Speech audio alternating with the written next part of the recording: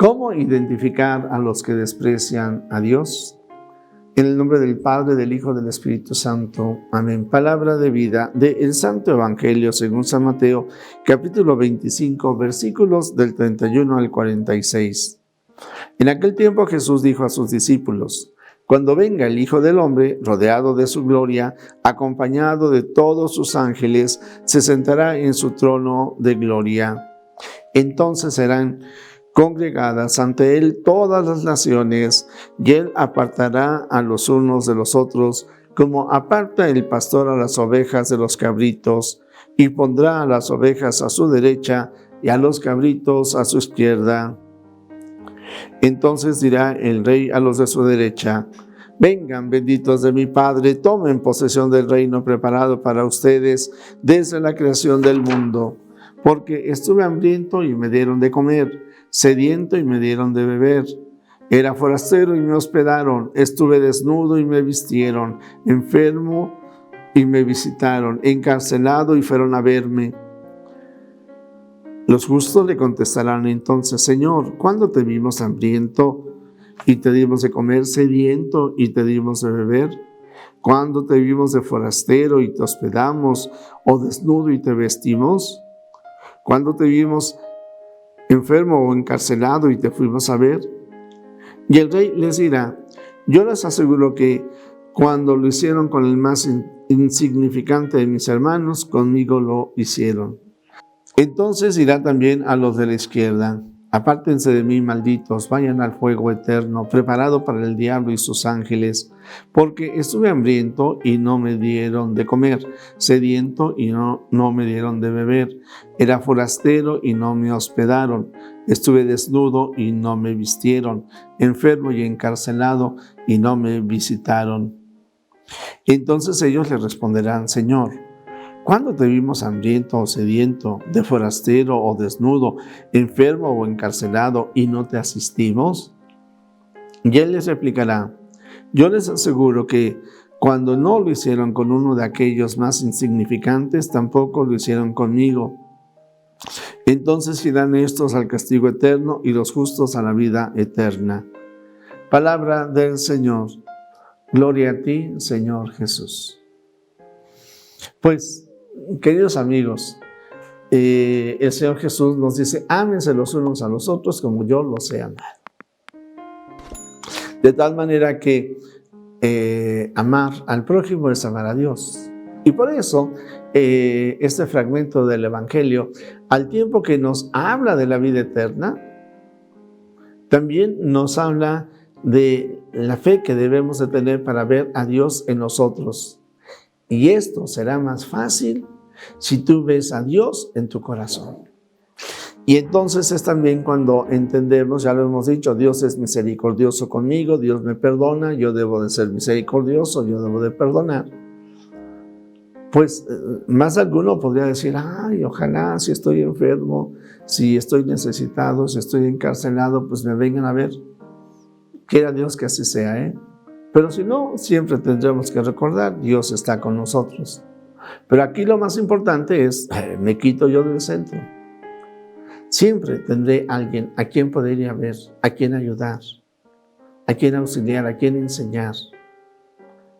Y entonces esa tiene que ser nuestra disposición. ¿Cómo podríamos saber que alguien desprecia a Dios? Pues porque desprecia al hermano. La unidad entre el amor a Cristo y al prójimo para nosotros es una. Y por eso constantemente tenemos que estarnos preparando para poder amar al otro, para poderlo amar tal y como es. Fíjense que a mí pues ya saben ustedes que luego me gusta un poco la psicología. Y entonces hay un psicólogo, Maslow, que él tiene una pirámide de necesidades, así le llama, o motivaciones. Y entonces dice: bueno, todos tenemos necesidades básicas, como sería la necesidad de comer, de tener un lugar donde vivir, de tener ropa. Y el Señor Jesús, fíjense, nos la pone sencillita, Si a veces en estas necesidades básicas somos incapaces de ayudar a los demás. La siguiente necesidad que tenemos es las necesidades sociales.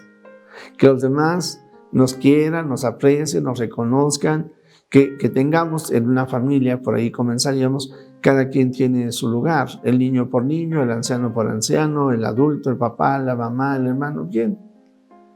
Y estas necesidades sociales se rompen, por ejemplo, cuando alguien habla mal de uno o cuando nosotros hablamos mal de los demás. Entonces el chismorreo para el cristiano no es. Sí, efectivamente. Si puedes, dice alguno, no faltará que, padre, se antoja chismear de repente, ¿verdad? O ver los programas de chismes. Mira, si puedes, haz eso todo a un lado.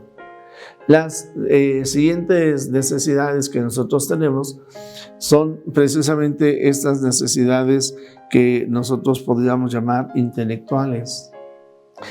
El ser humano para crecer necesita estudiar, necesita crecer, por eso conocer. Por eso yo sí te diría, querido amigo, a lo mejor no tenemos chance de viajar por varias partes del mundo, pero oye, lee la Sagrada Escritura. Hay un conocimiento en la historia de la humanidad. Pero también lee otras cosas que edúcate, pues yo diría, nunca pierdas el deseo, porque eres católico, porque crees en Dios, el deseo de conocer. Hay otras necesidades que se llaman estéticas, filosóficas, que también no nos podemos quedar con lo inmediato. Verdaderamente nos atrae la belleza, una puesta de sol, una pintura, en fin. Y al último, en la escala de Maslow, comenzó por lo más básico y lo más alto, la necesidad de trascendencia, necesidades espirituales. Fíjate que, y te voy a poner un ejemplo en donde diríamos, hablar de estas motivaciones, se violentan todas estas motivaciones, por ejemplo, en el caso del aborto. Si las necesidades básicas son el alimento, la salud, la vestimenta, la necesidad básica es la vida. Cuando se aniquila la vida de un ser humano.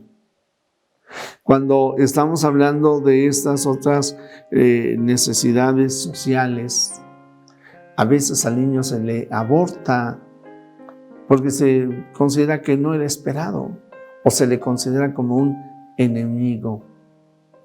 Más allá o por encima de estas necesidades sociales, también están estas necesidades intelectuales.